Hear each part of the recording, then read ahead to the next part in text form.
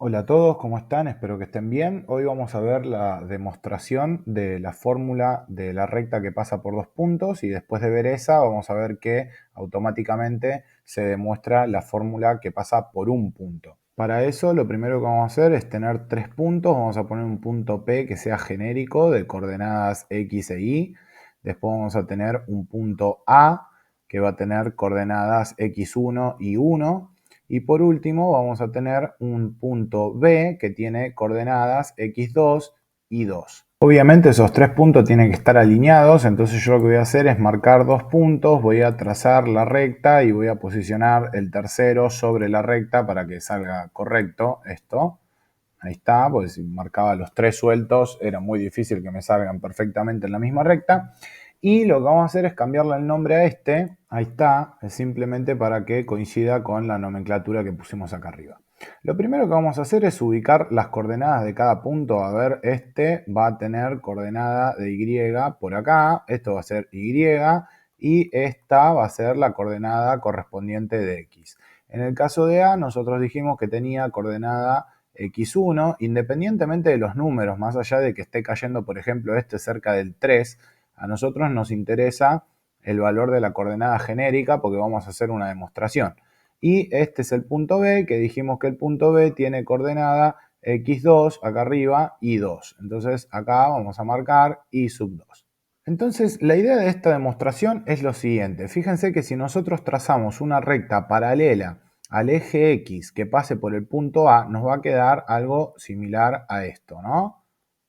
Ahí le cambio el color para que lo puedan ver bien y obviamente esto al ser paralelo, acá se forma un ángulo recto con la línea que va desde P hasta este punto, ¿cierto? Que este punto no sería ni más ni menos que la coordenada Y del punto A. Entonces ahí se nos forma un triángulo rectángulo, el triángulo AP, vamos a ponerle acá un vértice para que lo vean, APQ, ese triángulo es un triángulo rectángulo. Entonces nuestra recta, fíjense que es la hipotenusa de ese triángulo rectángulo, ¿sí? AP, esa hipotenusa de ese triángulo rectángulo, no es ni más ni menos que un segmento que estaría contenido en la recta con la cual nosotros queremos trabajar. Entonces ahora con el triángulo APQ tenemos que hacer intervenir la trigonometría. A ver cómo. Nosotros acá tenemos un ángulo. Este ángulo es el ángulo alfa, lo vamos a llamar. Y AP, este segmento, esta hipotenusa, esta recta, que es la que nosotros queremos encontrar, fíjense que lo vamos a poder calcular el segmento AP con la tangente de este ángulo. ¿Por qué la tangente? Recuerden que la tangente de un ángulo se calculaba haciendo seno sobre coseno. El seno era el cateto opuesto y el coseno era el cateto adyacente. Entonces lo que vamos a escribir acá, en lugar de seno y coseno, vamos a escribir opuesto sobre adyacente, que así es como sacamos la tangente. ¿Quién es el cateto opuesto de alfa? Bueno, el cateto opuesto de alfa es el lado PQ. ¿Y quién es el adyacente de alfa? Es el lado AQ, es decir, la línea que está en rojo. Entonces, ¿cómo vamos a calcular nosotros esta medida, la medida de PQ? Bueno, fíjense, desde P hasta acá, todo esto mide Y. Desde acá hasta acá abajo, todo esto mide Y, ¿no? Porque es la imagen del punto P. Ahora, desde Q hasta el eje X, todo eso mide I1. Es decir, todo esto mide exactamente lo mismo que la medida de I sub 1, que es la imagen del punto A. Entonces, ¿cómo hacemos para quedarnos nosotros? Simplemente con el segmento PQ. Ahí moví un poquito. Este segmento PQ entonces no es ni más ni menos que Y menos I sub 1. Lo mismo vamos a hacer con el segmento AQ. AQ, ¿cómo saco la medida de ese segmento del triángulo? Bueno, desde Q hasta el eje Y, todo eso mide X, ¿no? Estamos parados acá, coordenada de X. Ahora, del punto A, la abscisa del punto A es X1. Entonces, si yo quiero quedarme con el segmento AQ solamente, AQ va a medir X menos X1, que lo vamos a anotar por acá abajo, X menos X1. Ahora esos valores los vamos a traer acá y los vamos a reemplazar, entonces nuestro cateto opuesto nos va a quedar I menos I sub 1 sobre x menos x sub 1. ¿Qué nos va a dar eso? Bueno, nos va a dar la tangente de alfa, pero como ya dijimos 2 o 3 veces, la tangente de alfa no es ni más ni menos de la pendiente que nosotros queremos encontrar de nuestra recta. AP es la hipotenusa del triángulo rectángulo. ¿Cómo saco eso? Utilizando la tangente. ¿A qué va a ser equivalente eso? Va a ser equivalente a la pendiente de mi recta. Yo quiero trabajar con la recta que contiene al segmento AP, entonces esa pendiente va a ser exactamente lo mismo que si hacemos el cociente entre el cateto opuesto y el cateto adyacente. Entonces esto lo vamos a escribir como M.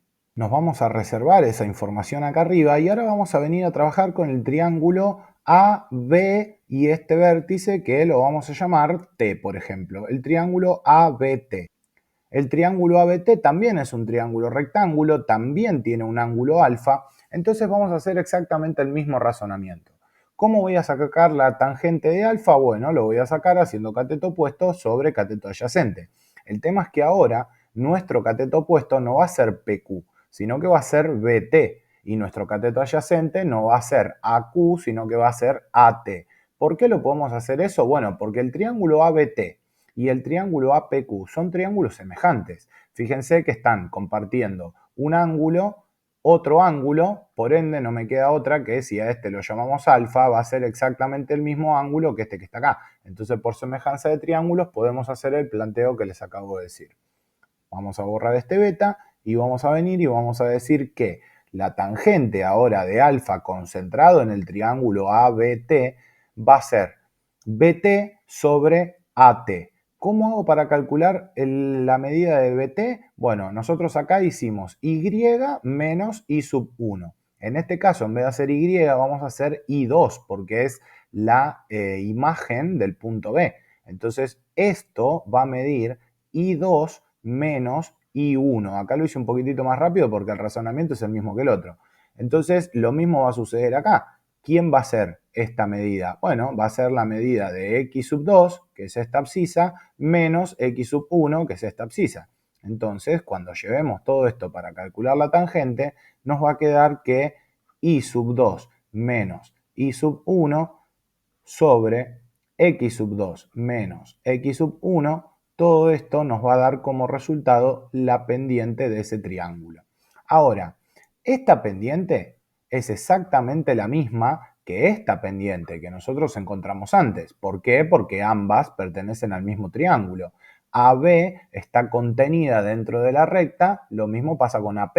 AP está contenido dentro de la recta. Por lo tanto, esta pendiente con esta pendiente tienen que ser iguales. ¿Qué podemos hacer entonces? Y vamos a igualar y menos y1 sobre x menos x1 va a ser igual a y2 menos y1 sobre x2 menos x1. Y fíjense que de esta forma nos queda la fórmula de la ecuación de la recta que pasa por dos puntos. ¿Quiénes serían nuestros dos puntos en este caso? El punto A y el punto B, que fueron los que planteamos al principio de la demostración.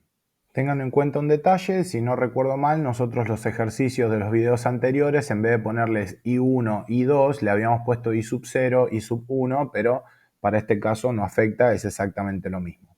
Ahora, una vez que nosotros ya tenemos la ecuación de la recta que pasa por dos puntos, fíjense un detalle, cómo pasamos a la ecuación de la recta que pasa por un punto. Bueno, fíjense que esta Y es una Y genérica, por decirlo de alguna manera, y esta X lo mismo. Es decir, esta Y lo que está representando es nuestra función y esta X lo que está representando es nuestra variable. Ahora, Y1, X1, Y2, Y2, etcétera, todos estos son numeritos de coordenadas, de puntos que nosotros en algunos ejercicios no conocemos, por eso necesitamos esta fórmula que acabamos de encontrar, pero quizás en otro ejercicio sí lo conocemos. Entonces, ¿qué les quiero mostrar con esto?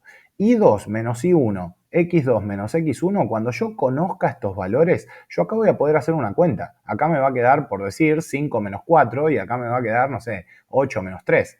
Son números que yo voy a poder encontrar. Entonces, cuando nosotros conozcamos estos números, este cálculo lo vamos a poder resolver. Entonces, esto se va a convertir en un valor exacto. No me va a quedar una Y y una X como variable. Esto directamente va a ser un número. Y nosotros dijimos que esto era la pendiente. Entonces, cuando nosotros conozcamos estos valores y lo podamos reemplazar, en lugar de quedarnos Y menos Y1 sobre X menos X1 igual a todo eso que está ahí, nos va a quedar esto igual a M, es decir, igual a nuestra pendiente.